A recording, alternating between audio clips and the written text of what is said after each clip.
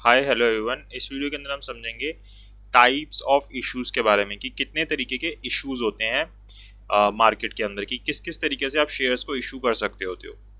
ठीक है, तो अगर हम इसको क्लासीफाई करें तो ये क्लासिफिकेशन जो आप इससे कम भी कर सकते हो, ज़्यादा भी कर सकते हो, लेकिन इतने क्लासिफिकेशन से आपको समझ आ जाता है कि हाँ इस तरीके के क्लासिफिकेशन होते हैं। ठीक है, सबसे पहले आता है इनिशियल पब्लिक ऑफर, पहला जो आपको याद करना है, जिसको इन शॉर्ट हम आईपीओ बोलते हैं। दूसरा होता है एफपीओ, जिसको हम क्या बोलते हैं, further public offer, in short FPO बोल देते हैं। तीसरे होते हैं राइट इश्यूज, इनको भी हम समझते हैं कि क्या होता है किसके अंदर, राइट इश्यूज। थर्ड हो गया आपका। फोर्थ होता है private placement, then preferential allotment and qualified institutional placement. तो ये 6 तरीके के इश्यूज होते हैं। कौन कौन से? एक आपका IPO, FPO, right issues, private placement, preferential allotment and qualified institutional placement. अब हम एक एक करके देखते हैं कि किसके अंदर क्या होता है। सबसे पहले आता है हमारे पास इनिशियल पब्लिक ऑफर। तो इनिशियल वर्ड से आपको पता चल रहा है, यानी कि शुरुआत में जो आप पब्लिक को ऑफर कर रहे हो, आईपीओ। तो इसके अंदर क्या होता है कि जब भी कोई अनलिस्टेड इशूअर, अब ये जरूरी होगा कि इशूअर कौन होगा, वो अनलिस्टेड होगा। अगर पहले से लिस्टेड है तो आईपीओ नहीं होगा। हमेशा आईपीओ तभी होगा जब वो व्यक्ति पहले से क्या होगा, अनलिस्टेड होगा। तो जब एक स्पेसिफाइड सिक्योरिटीज ऑफर की जाती है एक अनलिस्टेड इशूअर के द्वारा पब्लिक के अंदर, कि वो उसको सब्सक्राइब करे, तो उसको हम क्या बोल देते हैं, आईपीओ बोल देते हैं। जिसके अंदर आप क्या करते हो, फ्रेश इशू करते हो शेयर्स को। यानी कि अगर मान लो एक कंपनी है, वो अब मार्केट में अपने शेयर लेके आना चाहती है, पहले उसके शेयर नहीं थे मार्केट के अंदर, जो कि पब्लिक प्लेटफॉर्म के ऊपर ट्रेड हो रहे हो। तो जब वो मार्केट के अंदर अपने शेयर लेके आएगी for the very first time, तो उसको हम क्या बोलेंगे, आईपीओ बोलेंगे, इनिशियल पब्लिक ऑफर।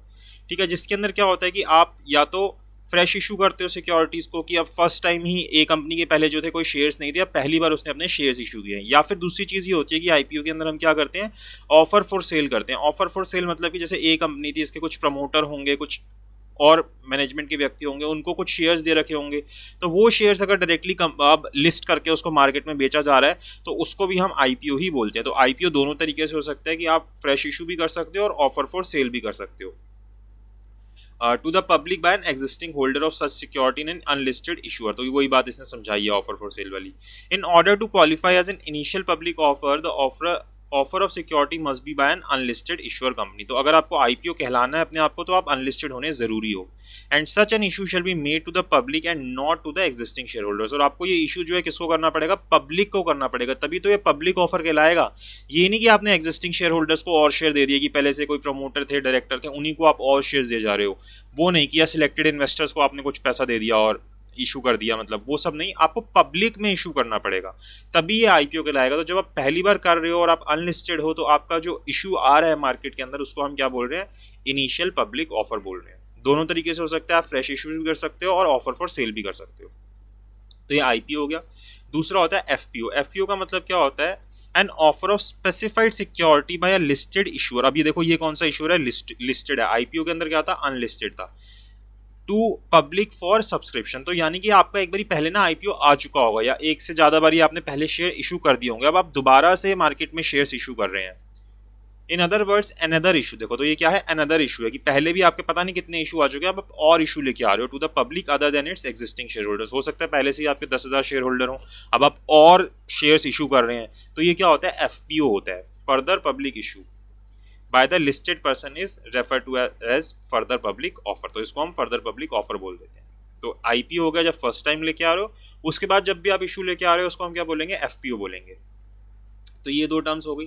देन आता है right issue of security. Right issue के अंदर क्या होता है कि आप अपनी ना स्पेसिफाइड सिक्योरिटी कंपनी की किसको देते हो, एग्जिस्टिंग शेयर होल्डर्स को देते हो। ठीक है, और जैसे मान लो आपके अगर जितने भी शेयर होल्डर्स हैं, उनमें बोलते हो कि मेरे अगर मान लो 50 शेयर होल्डर्स है, तो मैं बोलता हूँ कि मेरे जो 10 तारीख तक जो भी शेयर होल्डर होंगे, जितने भी, हर एक शेयर होल्डर को मैं 2 शेयर्स दूंगा। तो यहाँ पे क्या है कि एक रिकॉर्ड डेट के ऊपर मैं प्री डिटरमाइन रेशियो के अंदर जब उन्हीं सिर्फ लोगों को शेयर्स इशू करता हूँ, उसको हम राइट इशू बोलते हैं। कि मेरे जो भी 10 तारीख तक जितने भी शेयर होल्डर्स होंगे ना, मान लो 10 तारीख तक 55 हो गए या 56 हो गए या फिर 45 रह गए, जितने भी होंगे, हर एक शेयर होल्डर को मैं 2 शेयर्स दूंगा। तो वो क्या होता है, राइट इशू होता है। तो ये क्या है, is an issue of specified security by a company only to its existing shareholders as on a record date in a predetermined ratio. तो इसको हम राइट इशू बोलते हैं। तो आईपीओ, एफबीओ और राइट इशू आपको clear हो गया। देन आता है प्राइवेट प्लेसमेंट। अच्छा, जो ये प्रेफरेंशियल अलॉटमेंट और क्वालिफाइड इंस्टीट्यूशनल प्लेसमेंट है ना, ये इसका पार्ट ही है। प्राइवेट प्लेसमेंट का पार्ट ही होता है ये हमने पहले भी सीखा हुआ है, मतलब जब इससे पहले हरे लेवल पे आपने सीखा होगा, बट इसको देखते हैं। देखो प्राइवेट प्लेसमेंट क्या होता है कि जब इशू क्या किया जाता है, इशूअर के द्वारा शेयर्स इशू किए जाते हैं किसको, सिलेक्टेड ग्रुप ऑफ पर्सन को, और वो सिलेक्टेड ग्रुप ऑफ पर्सन कितने होते हैं, मैक्सिमम 200 होते हैं। अब वो कोई भी हो सकते हैं, इंडिविजुअल भी हो सकते हैं, कंपनी के ही लोग हो सकते हैं, QIPs हो सकते, कोई भी हो सकते हैं, किसी को भी जब आप इस तरीके से शेयर्स इशू कर रहे हो सिलेक्टेड ग्रुप ऑफ पर्सन्स को, और वो मैक्सिमम 200 होंगे, 200 से ऊपर नहीं होंगे, तो उसको हम क्या बोल देते हैं, प्राइवेट प्लेसमेंट बोल देते हैं। और वो प्राइवेट प्लेसमेंट ना राइट इशू या पब्लिक इशू नहीं होना चाहिए, क्योंकि पब्लिक इशू हो गया तो या तो IPO बन जाएगा या FPO बन जाएगा। राइट इशू हो गया तो जो हमने डेफिनेशन पढ़ी थी वो उसके अंदर आ जाएगा कि आप एक्जिस्टिंग शेयर होल्डर्स को एक रिकॉर्ड डेट के ऊपर प्री डिटरमाइंड रेशियो के अंदर शेयर दे रहे हो, तो ना ही वो राइट इशू होना चाहिए, ना ही वो पब्लिक इशू होना चाहिए। तो इसके अंदर ही देखो यहाँ पे बोल रहे हैं कि प्रेफरेंशियल अलॉटमेंट और क्वालिफाइड इंस्टीट्यूशनल प्लेसमेंट इंक्लूड होते हैं। तो अब देखो क्या फर्क होगा प्राइवेट प्लेसमेंट और प्रेफरेंशियल अलॉटमेंट के अंदर। प्राइवेट प्लेसमेंट के अंदर क्या होता है कि हमने यहाँ पे क्या बोल रहे हैं, इशू ऑफ सिक्योरिटीज, तो यानी कि सिक्योरिटी मतलब किसी भी तरीके की सिक्योरिटी आप इशू कर सकते हो। आप इक्विटी शेयर्स दे सकते हो, प्रेफरेंस शेयर्स दे सकते हो, डिबेंचर्स दे सकते हो, बॉन्ड्स दे सकते, कुछ भी दे सकते हो आप, ठीक है। लेकिन प्रेफरेंशियल अलॉटमेंट की डेफिनेशन सेम होती है, लेकिन सिर्फ यहाँ पे वर्ड का फर्क आ जाता है, इशू ऑफ शेयर्स और कन्वर्टेबल सिक्योरिटी। सिर्फ आप क्या इशू कर सकते हो, शेयर्स या फिर कन्वर्टेबल सिक्योरिटी, यानी कि जो फ्यूचर के अंदर शेयर में कन्वर्ट हो जाएंगे।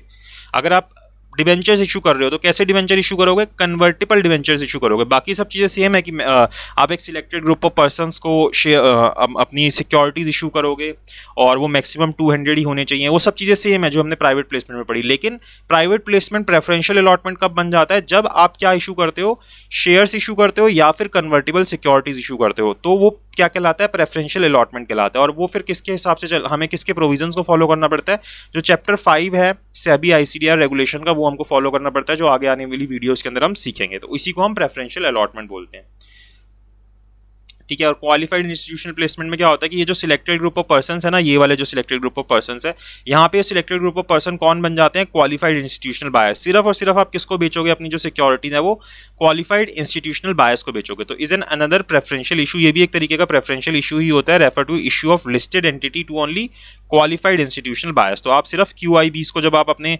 सिक्योरिटीज इशू कर रहे हो तो वो क्या कहलाता है, क्वालिफाइड इंस्टीट्यूशनल प्लेसमेंट कहलाती है इन अकॉर्डेंस विद चैप्टर 6। तो यहाँ पे आपको प्रेफरेंशियल अलॉटमेंट में चैप्टर 5 फॉलो करना होता है ICDR रेगुलेशंस का, और क्वालिफाइड इंस्टीट्यूशनल प्लेसमेंट के अंदर चैप्टर 6 फॉलो करना होता है आपको ICDR रेगुलेशन 2018 का। तो इसके अंदर कुछ चैप्टर 6 के अंदर कुछ आपकी रिलैक्सेशन होती है कंप्लायंस रिक्वायरमेंट की, जो कि आपको प्रेफरेंशियल अलॉटमेंट के अंदर ज़्यादा करनी पड़ती है जब आप प्रेफरेंशियल अलॉटमेंट कर रहे होते हो। तो प्रेफरेंशियल अलॉटमेंट सेम है, प्राइवेट प्लेसमेंट का ही पार्ट है एक तरीके से, सेम सारी चीज़ें हैं, बस फर्क इतना होता है कि इसके अंदर आप शेयर्स या फिर कन्वर्टेबल सिक्योरिटीज इशू करते हो, तब वो प्रेफरेंशियल अलॉटमेंट कहलाता है। तो प्राइवेट प्लेसमेंट अपने आप में एक बड़ी टर्म है जिसके अंदर प्रेफरेंशियल अलॉटमेंट और क्वालिफाइड इंस्टीट्यूशनल प्लेसमेंट इंक्लूड रहती है। तो ये हमारे टाइप्स ऑफ इशू हो जाते हैं, जिसके अंदर हमने क्या क्या सीखा, initial public offer, further public offer, right issue, private placement, preferential allotment और क्वालिफाइड इंस्टीट्यूशनल प्लेसमेंट। अब इसके बाद हम इनको और डिटेल के अंदर देखेंगे, जैसे कि initial public offer, further public offer को, जिसके अंदर हम ICDR के रेगुलेशंस को धीरे धीरे करके इन डिटेल पढ़ेंगे। तो आई होप आपको यहाँ पे टाइप्स ऑफ इशू समझ आया हो। अगर आपको वीडियो अच्छी लगी हो तो प्लीज़ लाइक कीजिएगा, शेयर कीजिएगा, एंड चैनल को सब्सक्राइब जरूर कीजिएगा। Thank you so much for watching this video.